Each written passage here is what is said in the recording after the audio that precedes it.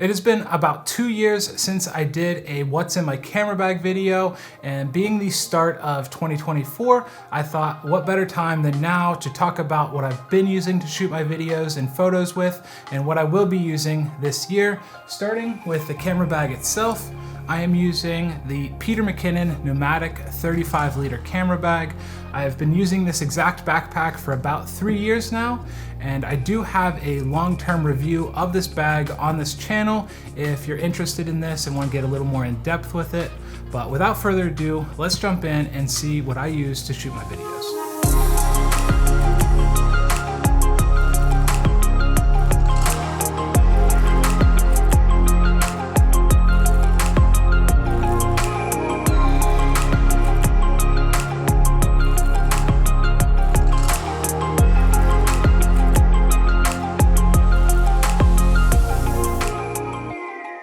Now, opening up the bag itself, before I talk about what is in my camera kit, I wanted to talk a little bit about what is not, and that is my Canon R6 with RF 15-35, which I'm using to shoot this video, as well as my Rode VideoMic Pro, which I'm using for audio.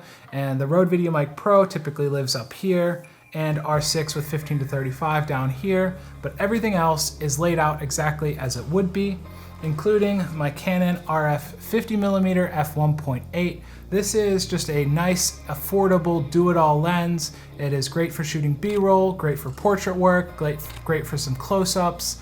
And aside from this lens, most every other lens I rent on a per project basis. So if I need a 70-200 or a 100-500 or a 100mm macro, I tend to rent those lenses rather than own, just because the RF system lenses are fairly expensive, and I just found that's just a little more economical. The biggest change in this bag from last year to this year is the addition of the Mini 4 Pro. So this is the DJI Mini 4 Pro. For the past 4 years, I've been using the Mavic Pro, and a big difference between the Mini Pro and the Mavic Pro is size and weight. As you can see up here in the top, I have the Mini 4 Pro as well as 2 of the extended batteries, and I do have my Mavic Pro on hand just for a little side-by-side size comparison, so you can see just how much bigger the Mavic Pro is compared to the Mini 4 Pro. And I would say that the Mini 4 Pro with batteries is still lighter than just the Mavic Pro. That has really helped just lighten up my pack and kit in general. And to go with the Mini 4 Pro, I have the RC2 controller. This is great because you don't need to attach your phone to the controller. Everything is built right in, and it has amazing battery life, great range, everything like that. That has been a massive addition to my kit, and I look forward to flying the Mini 4 Pro this spring and summer and into the following years. As far as filters, I am still using the Case Wolverine magnetic filter kit. In this filter kit, we have a circular polarizer. If you shoot landscapes or shoot automotive, having a polarizer is essential for cutting reflections. I also have a 3-stop ND filter. This is great if you're shooting video in shaded areas outside. I also have a 6-stop ND filter. This is really good for shooting on sunny days if you want to shoot at f2.8 or 1.8. And then lastly, a 10-stop ND filter, and this is great for shooting long exposure photography in the daytime.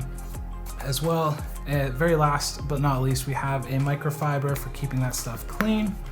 And on the topic of keeping stuff clean, I do have a little air blower, and this is my preferred way of cleaning off lenses, cleaning off filters.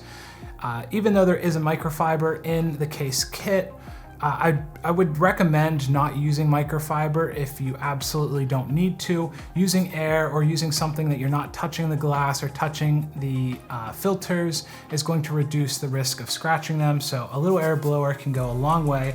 Always keep one of those in the kit. Moving up from the filters, I have a DJI mic. This is the single mic kit, and then inside as well, we have a Shure MVL lav. So if I need to lav myself or somebody else, have a little lav, and then the DJI mic receiver and transmitter both in here. If I'm going to be doing something where I'm far away from the camera, having this little lav kit is super handy. It's lightweight. You pretty much don't even notice it's there. And then up one from that is a Peak Design camera strap. This just uses the Peak Design camera clips. Just makes putting on and taking off the strap so much easier. I could probably never go back to using a normal strap. And up from that, we have my GoPro kit, and this is a GoPro 10. It has a GoPro 10, extra battery. I have the GoPro Max Lens mod, a little bit of a handle, a few mounts and stuff like that, a USB-C cable for charging and data. Aside from this, I do have a bunch of different accessories that I'll either put in here or change out based on what I'm gonna be doing. I have a chest mount if I'm going mountain biking, a bike mount if I'm wakeboarding, just a lot of different versatility that you can get with GoPro. I don't totally love the GoPro look, but having a camera that I don't really have to care about a ton is great. You can put it in weird spots, you can put it in dangerous situations. So a GoPro does kind of live in my kit for that reason. And then under the GoPro is a PGY Tech Mantispod Pro. This is a great little tabletop tripod, so if you want to just set your camera down low, get some unique shots without carrying a full-size tripod. It's also great if you want to connect the camera. You can hold the camera out without having to like grab the bottom of the camera awkwardly. A great piece of kit. It's very lightweight. It's I believe it's magnesium, so it weighs next to nothing. It's super sturdy and strong, and that lives in my kit. And that is pretty much it for the main compartment, but I do leave a couple other things in the mesh compartment, so let's talk about those. Starting with the lower portion of the mesh section, we have just a generic USB-C to A cable, and we have a Belkin battery bank. This does both USB-C power and USB-A power. Everything I own, the R6, the Mini 4 Pro, the controller, the DJI mic, the GoPro, everything is USB-C powered, and so having a battery bank is an essential piece of kit. I also have just the lens cap, so body cap and lens cap put together, and a Samsung T5 SSD. So this is great to have if I want to do some backups, if I need to transfer files to somebody or just mail something. This is great to have on hand. And then moving up, we have pretty much all of the spare propellers for the DJI Mini 4 Pro, as well as the tool to swap those out.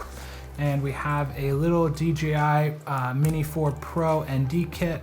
This is ND 256, ND 64, and ND 16. And these are just some little ND filters to put on the drone to keep that 180-degree shutter. And last but not least, we have a small rig camera tool.